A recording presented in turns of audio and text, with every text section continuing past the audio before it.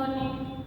દિવાળી પછી આજે આપણે નવા સત્રના અભ્યાસક્રમની અંદર પહેલી વખત મળીએ છીએ.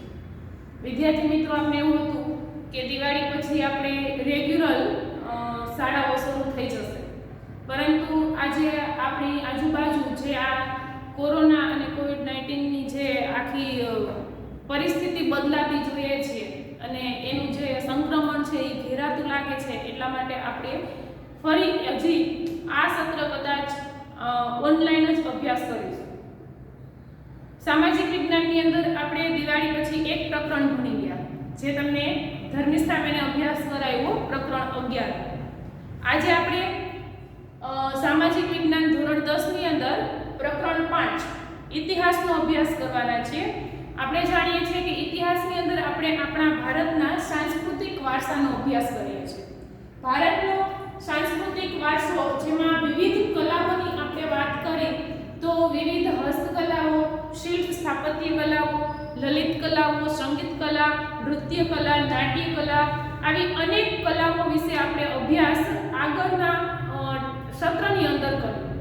છેલ્લે આપણે પ્રકરણ 4 ની અંદર આપણે જે સાહિત્ય કલા છે એ સાહિત્ય કલા વિશે વાત કરી.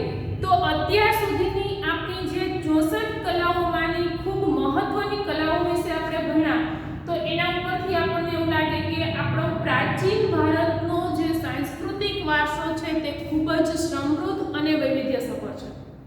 એટલે જ હંમેશા આપણે અભ્યાસની વાત આવે એટલે સર્વપ્રથમ આપણી સંસ્કૃતિની વાત કરીએ તો સંસ્કૃતિની એક આગવી લાક્ષણિકતા વિશે આપણે વાત કરીએ કે ભારતીય સંસ્કૃતિ વૈવિધ્યસભર અને સમૃદ્ધ છે.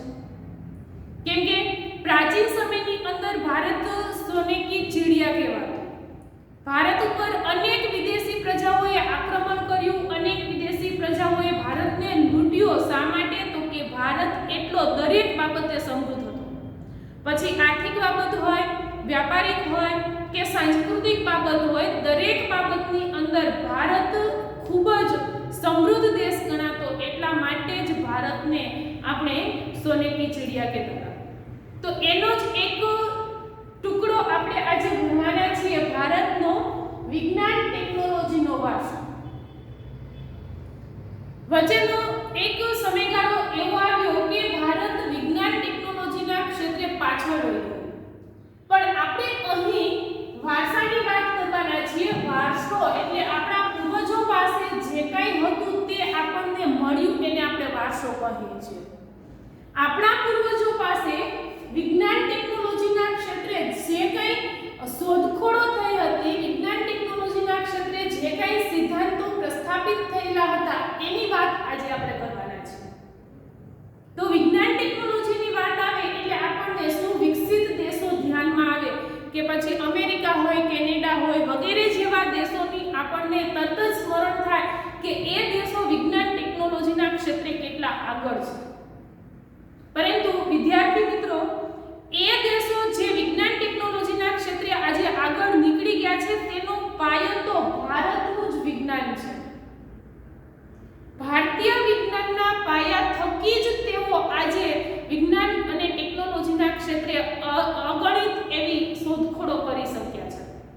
પરંતુ આપણે આપણા પ્રાચીન ભારતની વાત કરીએ તો વિજ્ઞાનના કોઈ પણ ક્ષેત્રમાં જઈએ, પછી તે આયુર્વેદ શાસ્ત્ર હોય, શલ્ય ચિકિત્સા હોય કે મેડિકલ સાયન્સ હોય કે પછી કેમિસ્ટ્રી હોય એટલે કે રસાયણ વિજ્ઞાન હોય કે ધાતુ વિદ્યા હોય, કોઈ પણ વિજ્ઞાનની ખગોળશાસ્ત્ર, વાસ્તુશાસ્ત્ર કે જ્યોતિષશાસ્ત્ર, દરેકે દરેક વિજ્ઞાનની આપણે વાત કરીએ, વિજ્ઞાનની અનેક શાખાઓ છે. દરેક શાખાઓની અંદર પ્રાચીન ભારતે અગણિત શોધખોળો કરી હતી અને એમને શોધેલા જે કંઈ સિદ્ધાંતો છે તે સિદ્ધાંતોના બળ ઉપર જ આજે આખું વિશ્વ વિજ્ઞાન ક્ષેત્રે આગળ વધી રહ્યું છે. એટલે સાચા અર્થની અંદર આજના આધુનિક વિજ્ઞાન અને ટેકનોલોજીનો પાયો તો ભારતના પ્રાચીન વિજ્ઞાનમાં જ છુપાયેલો છે. અને ભારતના એ પ્રાચીન વિજ્ઞાનના જે કંઈ વારસાની અંદર આપણે મળેલી જે કંઈ સિદ્ધાંતો કે શોધખોળો છે તેની આજે આપણે વાત કરીશું. સર્વપ્રથમ વિજ્ઞાન અને ટેકનોલોજી આ શબ્દ પ્રયોગ થાય એટલે આપણને એવું લાગે કે વિજ્ઞાન અને ટેકનોલોજી બંને વસ્તુ એક જ છે. પણ વાસ્તવમાં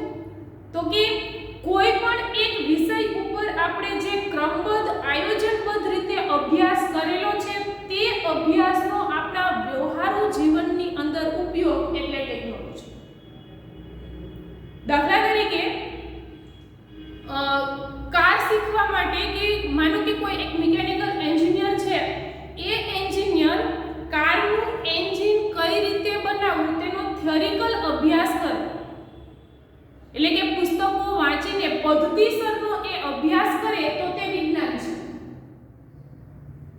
પણ એ એન્જિનિયર જે કંઈ વ્યવસ્થિત ધોરણે અભ્યાસ કર્યો છે તે અભ્યાસનો ઉપયોગ કરી અને તે કોઈ એક કારનું એન્જિન બનાવે તો તે ટેકનોલોજી છે. એટલે વિજ્ઞાન એ એક પદ્ધતિસરનો અભ્યાસ છે અને ટેકનોલોજી એ પદ્ધતિસરના અભ્યાસનો વ્યવહારુ જીવનની અંદર ઉપયોગ એટલે ટેકનોલોજી. દાખલા તરીકે કોઈ વાહન ચલાવતા શીખવું હોય તો કઈ રીતે તે વાહન ચલાવવું તેના માટેની કોઈ થિયરિકલ બુક હોય ને એમાંથી આપણે વાહનના દરેક સ્પેર પાર્ટ્સ અને તેને ચલાવવા માટે કઈ રીતે તે ચાલુ થાય છે એનો અભ્યાસ કરીએ તો તે વિજ્ઞાન છે. પરંતુ વાસ્તવની અંદર જ્યારે આપણે શીખી લીધા પછી વાહનને ચલાવવા લાગીએ છીએ ત્યારે તે ટેકનોલોજી છે. સાવ સિમ્પલ વાત કરીએ તો વિજ્ઞાન એટલે આપણને હંમેશા એવું યાદ આવે કે વિવિધ પ્રકારના રસાયણોને ભેગા કરીને પ્રયોગ કરવા એટલે તે વિજ્ઞાનના વિજ્ઞાનની અનેક શાખાઓ છે. માત્ર પ્રયોગ એ જ વિજ્ઞાન નથી. દરેક વિષય વિજ્ઞાન જ કહેવાય. પછી તે ગણિત હોય, રસાયણશાસ્ત્ર હોય, સમાજશાસ્ત્ર હોય કે પછી સમાજને લગતું સામાજિક વિજ્ઞાન હોય, અર્થતંત્રને લગતું અર્થશાસ્ત્ર હોય, બધી જ પ્રકારના વિષયો છે તે એક વિજ્ઞાન છે. કારણ કે વિજ્ઞાનનો અર્થ જ એ છે કે વ્યવસ્થિત પદ્ધતિસરનો અભ્યાસ. પછી તેનો વિષય કોઈ પણ હોય. એટલે વિજ્ઞાન એક વટવૃક્ષ છે, તેની અનેક શાખાઓ છે અને એ દરેક શાખાની અંદર આપણે જે કાંઈ અભ્યાસ કર્યો છે તે અભ્યાસનો વ્યવહારુ જીવનમાં ઉપયોગ કરીએ ત્યારે તેને ટેકનોલોજી કહેવાય. પણ આપણા રોજિંદા જીવનની અંદર આપણે વિજ્ઞાન અને ટેકનોલોજી બંને શબ્દોને એક સાથે વણી લીધા છે. વિજ્ઞાન બોલતાની સાથે જ ટેકનોલોજી છે તે આપોઆપ આપણા હોઠ ઉપર આવી જતું હોય છે. પણ બંને વચ્ચે આટલી પાતળી ભેદરેખા છે. સાવ સિમ્પલ એક્ઝામ્પલ લઈએ તો કોઈ એક પાકશાસ્ત્રની બુક હોય, એ પાકશાસ્ત્રની બુકમાંથી કોઈ એક મિષ્ટાન બનાવવા માટેની એક એમાં લખેલી થિયરી વાંચી અને આપણે શીખીએ કે મિષ્ટાન બનાવવા માટે આટલો લોટ જોઈએ, આટલી ખાંડ જોઈએ, આટલું ઘી જોઈએ. હવે એ આપણે શીખી લીધા પછી જો વાસ્તવમાં આપણે એના જ્ઞાન થકી એ મિષ્ટાન બનાવીએ તો તે ટેકનોલોજી. અને શીખવું, પદ્ધતિસર શીખવું એ વિજ્ઞાન. વિજ્ઞાન અને ટેકનોલોજીનું મહત્વ શું છે એની આપણે વાત કરીએ તો આજે એક વિશાળ દુનિયા ગણાતી હતી, એક વિશાળ વિશ્વ હતું, તે નાનકડું ખોબામાં સમાઈ જતું લાગે છે. એક સમયે એક દેશમાંથી બીજા દેશમાં જવું એટલે 7 સમુદ્ર પાર કરવા બરાબર હતું. મહિનાઓ પછી આપણે એક દેશમાંથી બીજા દેશમાં જઈ શકતા. પણ તમે આજે જુઓ, આજે ભારતમાંથી અન્ય દેશમાં જવું હોય તો કલાકો કે દિવસોની અંદર જ આપણે એક દેશમાંથી અન્ય દેશમાં જઈ શકીએ છીએ એરલાઇન્સ દ્વારા. તો એ એરલાઇન્સ શું છે? તો એક વિજ્ઞાન છે, વિજ્ઞાનનો આવિષ્કાર છે. તો વિજ્ઞાને કરેલી શોધખોળ થકી માત્ર દુનિયા જ નાની થઈ ગઈ છે એમ નહીં, પરંતુ દુનિયાના ઘણા મોટા મોટા વહીવટો પણ ખૂબ જ સૂક્ષ્મ અને સરળ બની ગયા છે. દાખલા તરીકે નરસિંહ મહેતાની હુંડી આપણને યાદ આવે. એક જગ્યાએથી બીજી જગ્યાએ રૂપિયાને મોકલવા હોય તો એક સમયે હુંડી આપવામાં આવતી. આજે તો કે આજે આપણે ઘરમાં બેઠા બેઠા નેટ બેન્કિંગ દ્વારા આપણા ઘરેથી કે આપણા બેંક એકાઉન્ટમાંથી આપણે સામે દુનિયાના કોઈ પણ ખૂણે બેંક એકાઉન્ટની અંદર રૂપિયા ટ્રાન્સફર કરી શકીએ છીએ. તો આજે હુંડી મોકલવાની જરૂર નથી. તો આવી તો ઘણી બધી બાબતો છે કે જે વિજ્ઞાને સરળ બનાવી દીધી છે. એટલે વિજ્ઞાન થકી આજે વિશ્વ નાનું બની ગયું છે. વિશ્વની અરસપરસ લેવડ દેવડ છે કે વિશ્વના લોકોની અરસપરસ આપલે છે તે સરળ અને ઝડપી બની છે. ઝડપથી એક દેશમાંથી બીજા દેશમાં જઈ શકાય છે. ઝડપી ધોરણે એક દેશમાંથી બીજા દેશની અંદર ચીજ વસ્તુઓની આપલે થઈ શકે છે, નાણાંની આપલે થઈ શકે છે. એટલું જ નહીં, માહિતીનું આદાન પ્રદાન પણ આઈટી દ્વારા એટલે કે ઇન્ફોર્મેશન ટેકનોલોજી દ્વારા ખૂબ જ સરળ બન્યું છે. એટલે વિજ્ઞાનનું અનેક ગણું મહત્વ રહેલું છે. વિજ્ઞાન થકી જ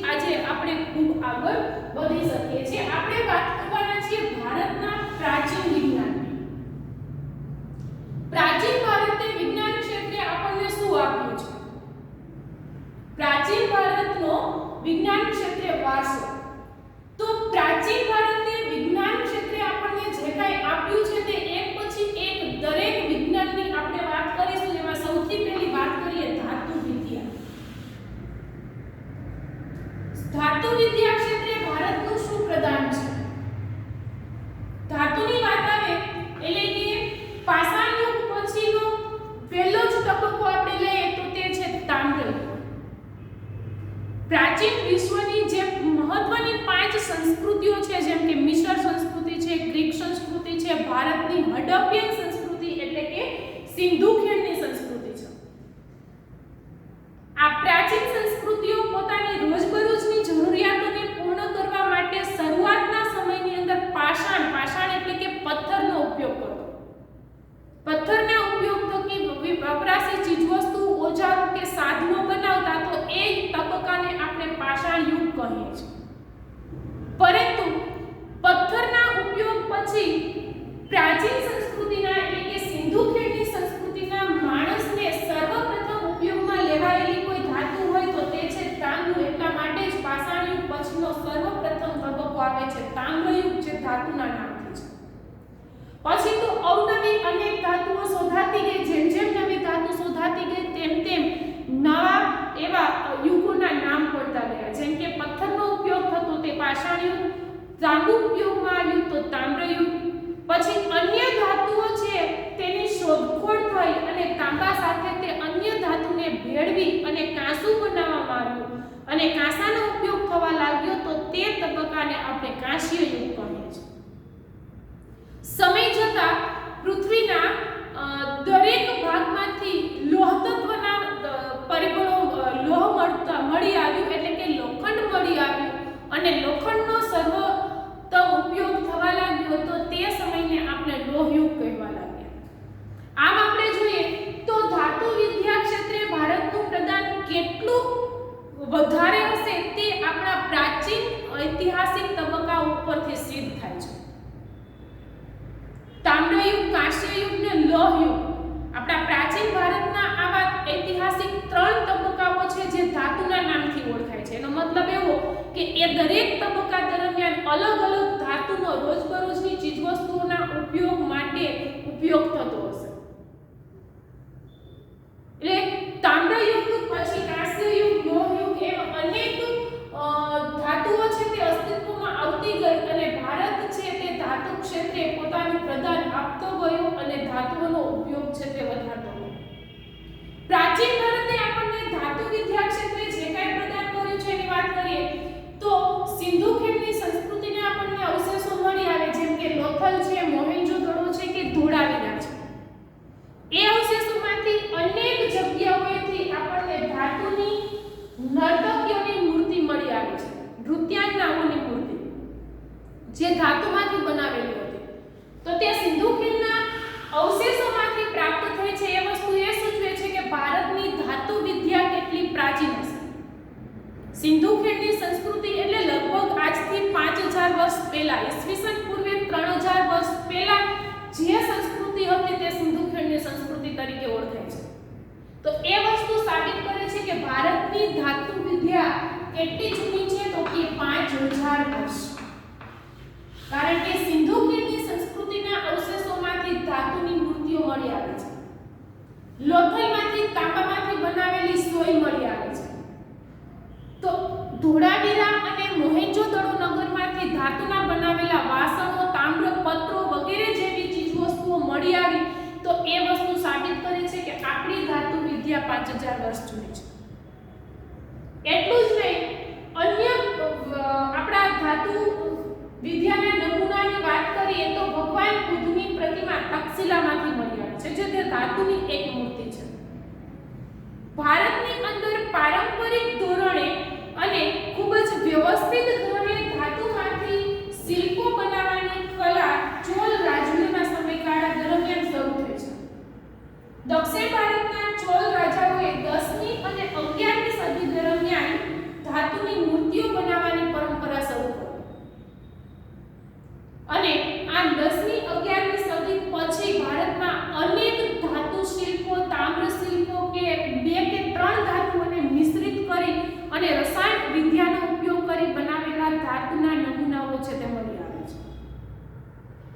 એટલે તક્ષશિલામાંથી મળી આવતી ભગવાન બુદ્ધની ધાતુની મૂર્તિ છે। એ જ રીતે નટરાજનું શિલ્પ, દક્ષિણ ભારતમાંથી મળેલું નૃત્યના દેવ નટરાજ એટલે દેવાધિદેવ મહાદેવ। કહેવાય છે કે પૃથ્વી ઉપર જે કલાઓ આવી છે તેમાંની ઘણી કલાઓ તો ખુદ ભગવાન શિવે પૃથ્વી ઉપર મોકલી છે। આગળ તમે કલાઓની અભ્યાસ કર્યો તેમાં ભણ્યા હશો કે નૃત્યના દેવ નટરાજ છે। ભગવાન શિવ પૃથ્વી ઉપર નૃત્ય લઈને આવે। રાગના પ્રણેતા પણ ભગવાન શિવ છે। આપણા મુખ્ય 5 રાગ ભગવાન શિવના 5 મુખમાંથી નીકળેલા છે। તો આ ભગવાન શિવ એટલે દેવાધિદેવ મહાદેવ જે નટરાજ તરીકે ઓળખાય છે, નૃત્યના દેવ તરીકે ઓળખાય છે, એ નટરાજનું શિલ્પ પણ દક્ષિણ ભારતમાંથી મળી આવ્યું છે, જે અતિ પ્રાચીન શિલ્પ છે। અને આજે એ નટરાજનું શિલ્પ ચેન્નઈ મ્યુઝિયમમાં સચવાયેલું છે। દક્ષિણ ભારત તમિલનાડુ ખાતે ચેન્નઈ મ્યુઝિયમ એટલે કે સંગ્રહાલયની અંદર નટરાજ શિલ્પ એનું ઓરિજિનલ શિલ્પ છે તે ત્યાં સચવાયેલું જોવા મળે છે। આ ઉપરાંત ધાતુની નર્તકીઓની મૂર્તિ, ધાતુ શિલ્પો જે 10મી 11મી સદી દરમિયાન શરૂ થયા એવા તો અનેક ધાતુના નમૂના જેમ કે સોપારી બાંધવા માટેની સુરી છે, અનેક પ્રકારના ઓજારો છે જેમ કે હથિયાર કે ભાલા, તીર છે। એ ઉપરાંત ઘર વપરાશી ચીજવસ્તુઓમાં ઘરમાં ઉપયોગમાં લેવાતા વાસણો છે, દૂધ ઘી ભરવા માટેના પાટુડા છે, આવી અનેક ચીજવસ્તુઓ પ્રાચીન ભારતના અવશેષોમાંથી પ્રાપ્ત થાય છે, જે વસ્તુ ભારતની એક ઉત્તમ કક્ષાની ધાતુ વિદ્યાનો પરિચય આપે છે। આ સિવાયની આપણે વાત કરીએ તો પ્રાચીન ભારતનું અન્ય વિજ્ઞાન અને એ વિજ્ઞાન ક્ષેત્રે ભારતે શું પ્રદાન કર્યું છે તે તો એ છે રસાયણ વિદ્યા। ભારતની પ્રાચીન રસાયણ વિદ્યા એક ઉત્કૃષ્ટ વિદ્યા કે એક ઉત્કૃષ્ટ વિજ્ઞાન તરીકે ઓળખાતું। આજે જેમ વિશ્વની પ્રખ્યાત યુનિવર્સિટીઓની અંદર હાર્વર્ડ યુનિવર્સિટીનું નામ છે, એમ પ્રાચીન સમયની વિશ્વવિદ્યાલયોની અંદર ભારતની નાલંદા વિદ્યાપીઠ, તક્ષશિલા વિદ્યાપીઠ, વારાણસી વિદ્યાપીઠ આવી અનેક વિદ્યાપીઠો ભારતની અંદર કાર્યરત હતી, જે વિદ્યાપીઠો વિશ્વવિદ્યાલય તરીકે ઓળખાતી। અને આ દરેક વિદ્યાપીઠોની અંદર અનેક શાસ્ત્રોનો, અનેક વિજ્ઞાનનો અભ્યાસ કરાવવામાં આવતો। પછી ધાતુ વિદ્યા હોય, રસાયણ વિદ્યા હોય, ખગોળશાસ્ત્ર છે, જ્યોતિષ શાસ્ત્ર છે, વૈદક વિદ્યા છે, શૈલ્ય ચિકિત્સા છે, આવી ઘણી બધી વિજ્ઞાનની સિદ્ધિઓ હાંસલ કરવા માટે દેશ વિદેશના વિદ્યાર્થીઓ ભારત અભ્યાસ કરવા આવતા। અને એ કઈ વિદ્યાપીઠોની અંદર તો કે તક્ષશિલા વિદ્યાપીઠ, નાલંદા વિદ્યાપીઠ, વારાણસી વિદ્યાપીઠ, આ બધી જ વિદ્યાપીઠો વિશ્વવિદ્યાલય તરીકે ઓળખાતી। વિદેશી વિદ્યાર્થીઓ પણ અહીં અભ્યાસ કરવા માટે આવતા। આ બધી જ વિદ્યાપીઠનો સમયગાળો લગભગ ઈસવીસનની 7મી થી 10મી સદી સુધીનો છે। 10મી સદી પછી બધી વિદ્યાપીઠોનું પતન ભારતની અંદર થયું અને તેની કાર્યક્ષમતાઓ ઘટવા લાગી। પણ વિદ્યાપીઠની વાત મેં એટલા માટે કરી કે આ બધા જ વિજ્ઞાન ક્ષેત્રે જે કાંઈ શોધખોળો થઈ છે, જે કાંઈ પ્રદાન થયું છે, તેની પાછળ આ વિદ્યાપીઠોનો ફાળો ખૂબ જ મહત્વનો છે। એમાંનું એક વિજ્ઞાન લઈએ તો રસાયણ વિદ્યા। આ રસાયણ વિદ્યા પ્રાચીન ભારતનું ખૂબ જ મહત્વનું વિજ્ઞાન કહેવાય છે। આજે આપણે એને કેમિસ્ટ્રી તરીકે ઓળખીએ છીએ। તો રસાયણ વિદ્યા ક્ષેત્રે ભારતની અંદર મહત્વનું યોગદાન આપનાર જો કોઈ રસાયણ શાસ્ત્રી હોય તો તે છે આચાર્ય નાગાર્જુન। પ્રાચીન સમયની અંદર આચાર્ય નાગાર્જુન નાલંદા વિદ્યાપીઠના એક શિક્ષક હતા, એટલે કે આચાર્ય હતા। નાલંદા વિદ્યાપીઠ રસાયણ શાસ્ત્રની અંદર આગળ પડતું સ્થાન ધરાવતી હતી। તે સમયે નાલંદા વિદ્યાપીઠની અંદર ધાતુને ઓગાળવા માટેની ભઠ્ઠી અને રસાયણ ક્ષેત્રે સંશોધન કરવા માટેની એક આગવી પ્રયોગશાળા નાલંદા વિદ્યાપીઠમાં હતી। એટલે ઘણા બધા એવા વિદ્યાર્થીઓ વિદ્યાર્થીઓ કે જે રસાયણ વિદ્યાની અંદર આગળ વધવા માંગતા હોય તે વિદ્યાર્થીઓ નાલંદા વિદ્યાપીઠની અંદર અભ્યાસ કરવા આવતા અને એ નાલંદા વિદ્યાપીઠના એક રસાયણ શાસ્ત્રી આચાર્ય નાગાર્જુન છે કે જેમણે રસાયણનો ઉપયોગ માત્ર મૂર્તિઓ કે સ્તંભ બનાવવા માટે જ નહીં પરંતુ શરીરની અંદર અનેક એવા રોગો છે જે રોગોને કે પીડાને દૂર કરવા માટે ઔષધિ તરીકે પણ તેનો ઉપયોગ કરવાની વાત કરી છે. એટલે રસાયણ વિજ્ઞાનની અંદર માત્ર ધાતુઓને જ મેળવવાની વાત છે એવું નહીં, પરંતુ એક વનસ્પતિ બીજને અન્ય વનસ્પતિ બીજ સાથે મેળવીને એક નવું જ આવિષ્કાર કરવું એ પણ એક રસાયણ વિદ્યા છે અને એના માટે પ્રયોગોની જરૂર પડે. રસાયણ વિદ્યા એક એવું વિજ્ઞાન છે કે જેના માટે પ્રયોગશાળા અનિવાર્ય બની રહેતી હોય છે અને એના માટે જ નાલંદા વિદ્યાપીઠની અંદર એક પ્રયોગશાળા હતી. કહેવાય છે કે ભારત માત્ર વનસ્પતિ અવશેષોનો જ ઉપયોગ દવા માટે કરતો એવું નહોતું, પરંતુ વિવિધ રસાયણો ધાતુઓનો ઉપયોગ પણ આપણી લોકોની કે માનવીની પીડાઓને દૂર કરવા માટે ઔષધિ તરીકે થતો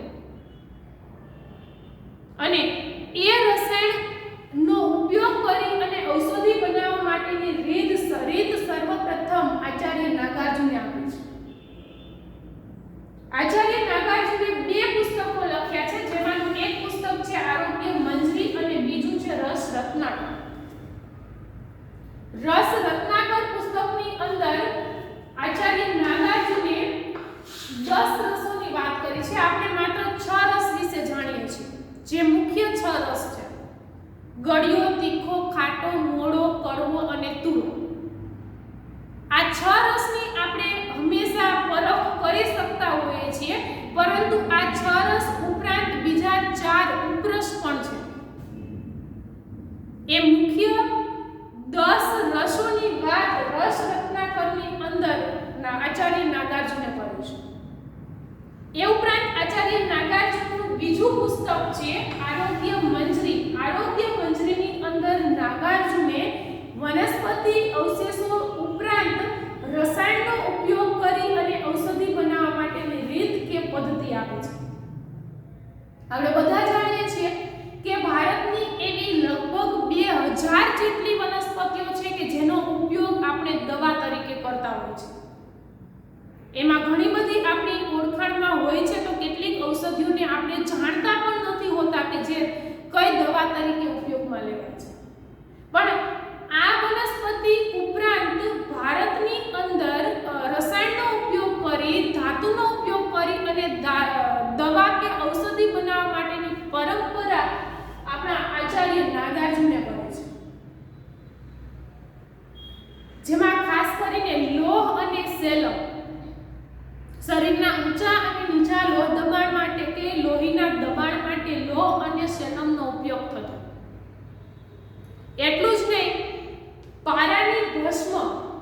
પારો એક ધાતુ છે, આપણે જાણીએ છીએ, તમે વિજ્ઞાન ભણો છો એટલે તમને ખ્યાલ છે કે પારો એક અર્ધ પ્રવાહી ધાતુ છે, જેને ઘન સ્વરૂપ પણ ન આપી શકાય કે પ્રવાહી સ્વરૂપ પણ ન આપી શકાય. આ પારાનો ઉપયોગ કરી તેમને બાળી અને તેમાંથી જે ભસ્મ તૈયાર થાય છે, એટલે કે જે રાખ બને છે, તે રાખનો ઉપયોગ શરીરના અનેક રોગોને નાબૂદ કરવા માટે ઔષધિ તરીકે કરવામાં આવતો, જેમની શરૂઆત આચાર્ય નાગાર્જુને કરી છે. તમે એ શું કે એ તો એ સમયે, આજે કોઈ આવું નહીં, પણ આજે એના ઘણા બધા એક્ઝામ્પલ છે.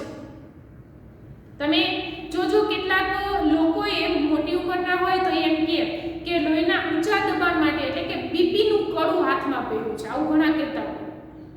અને ઈ કડું તમે જુઓ ને તો ઈ કોઈ ચોક્કસ ધાતુમાંથી બનાવેલું કડું, જે બીપીના દર્દીઓએ પહેરેલું હોય, ઘણા બધાએ પહેર્યું હોય. ત્યારે આપણને એવું લાગે કે આવા મંત્ર તંત્રમાં કોઈ માનતું હશે તો કેમ ના. એ કડાની અંદર લોહ અને સેલમ જેવી કેટલીક ધાતુઓનો ઉપયોગ થયો હોય છે, જે ધાતુને આપણા શરીર સાથે સંપર્ક થાય એટલે લોહીનું પરિભ્રમણ છે તે કંટ્રોલમાં રહેતું હોય છે અને એ પહેરતા હોય છે. એની પાછળ વિજ્ઞાન છે, પરંતુ તમે કહેશો કે વિજ્ઞાનને કેમ ધર્મ સાથે જોડ્યું છે, તો કે આપણું પ્રાચીન ભારત છે અને વચ્ચેનો એક તબક્કો એવો આવ્યો કે જે સમયે સાક્ષરતા ઘણી ઓછી થઈ ગઈ એટલે લોકો સમજતા નહોતા વિજ્ઞાન શું છે, એટલા માટે વિજ્ઞાનને ધર્મ સાથે જોડી દેતા અને ધર્મને આપણે બહુ ઝડપથી સ્વીકારતા. વિજ્ઞાનનો સ્વીકાર ઝડપથી ન થતો, ધર્મનો સ્વીકાર ઝડપથી થતો. એટલે ઘણી એવી વૈજ્ઞાનિક બાબતો છે કે જે ધર્મ સાથે જોડાયેલી છે પણ વાસ્તવમાં એની પાછળ સાયન્સ છે, એનું રીઝન તો વિજ્ઞાન જ છે. આજે તમે બાળકોનું બુદ્ધિ કે આઈક્યુ લેવલ વધારવા માટે 5 વર્ષ સુધી એને એક ટીપા પીવડાવવામાં આવે છે, જે ટીપાને આપણે સુવર્ણપ્રાશ તરીકે ઓળખાવીએ છીએ. એ ટીપાની અંદર સોનાની ભસ્મનો ઉપયોગ થયેલો હોય છે, જેનાથી એનું આઈક્યુ લેવલ વધતું હોય છે, બુદ્ધિ શક્તિ વધતી હોય છે, એમની જે પ્રતિભા શક્તિ છે તેમાં વધારો થતો હોય છે. એવી જ રીતે આપણે જે 16 સંસ્કાર આપીએ છીએ એમાંનો એક સંસ્કાર બાળકને જન્મની સાથે જ ગળથુથી પાવાનો છે.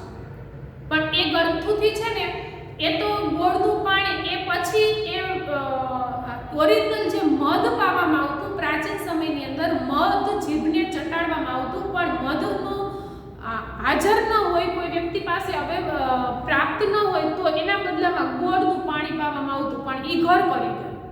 પણ પ્રાચીન સમયની અંદર ખરેખર બાળકને શું આપવામાં આવતું તો કે જન્મની સાથે જ સોનાની સળીથી બાળકને મધ ચટાડવામાં આવતું. તો મધ શા માટે? તો કે એની અંદર અનેક વનસ્પતિનો રસ ચૂસીને મધમાંથી મધ બનાવ્યું હોય છે, તો ઔષધીય ગુણ હોય જે બાળકની રોગ પ્રતિકારક શક્તિમાં વધારો કરે. તો આપણે ગળથુથીને અંધશ્રદ્ધા માનીએ છીએ, ખરેખર અંધશ્રદ્ધા નથી, તેની પાછળ પણ વિજ્ઞાન છે. આવી તો ઘણી બધી બાબતો છે કે જેમની પાછળ વાસ્તવની અંદર વિજ્ઞાન રહેલું છે. એટલે પારાની ભસ્મ, લોહ કે સેલમ જેવી કેટલીક ધાતુઓનો ઉપયોગ આપણા આચાર્ય નાગાર્જુન છે તે ઘણા બધા રોગોને મટાડવા માટે ઔષધિ તરીકે કરતા. આ ઉપરાંત પ્રાચીન ભારતના રસાયણ વિદ્યાના ઉત્તમ નમૂનાઓની વાત કરીએ તો તક્ષશિલામાંથી પ્રાપ્ત થયેલું ભગવાન બુદ્ધની મૂર્તિ, એવી જ રીતે સુલતાનગંજ બિહારમાંથી ભગવાન બુદ્ધની એક તામ્ર મૂર્તિ મળી આવી છે, જે મૂર્તિ આશરે 7.5 ફૂટ ઊંચી છે અને 1 ટન વજન ધરાવે છે. એ સમયે આટલી વિશાળ મૂર્તિનું નિર્માણ કરવું એટલે ઘણી અઘરી વાત હતી. આજે તો વિજ્ઞાનના અનેક શોધ થઈ, અનેક આવિષ્કારો થયા છે જેના થકી કોઈ પણ શિલ્પ બનાવવું અઘરું નથી, કેમ કે યંત્ર યુગ આવી ગયો. પણ તે સમયે આટલા યંત્રો ન હોવા છતાં પણ 7.5 ફૂટ ઊંચી એટલે આશરે આપણાથી પણ 2.5 ફૂટ ઊંચી અને 1 ટન જેટલું વજન ધરાવતી ભગવાન બુદ્ધની તામ્ર મૂર્તિ સુલતાનગંજ બિહારમાંથી મળી આવે છે, જે ઉત્તમ કક્ષાના રસાયણ વિદ્યાનો નમૂનો છે. સાથે સાથે નાલંદા વિદ્યાપીઠમાંથી પણ ભગવાન બુદ્ધની મૂર્તિ મળી આવી છે, જે 18 ફૂટ ઊંચી છે. દિલ્હીની અંદર જોવા મળતો વિજય સ્તંભ જે આજે પણ ચમકતો દેખાય છે. વિક્રમાદિત્ય બીજાએ પોતાની જયને પ્રસ્થાપિત કરતો એક સ્તંભ બંધાવેલો છે, દિલ્હી ખાતે છે. દિલ્હીની અંદર રહેલો એ વિજય સ્તંભ આજે પણ કટાયો નથી. આજે પણ તે એટલી જ ચમક ધરાવે છે જે સમયે તેનું નિર્માણ થયું.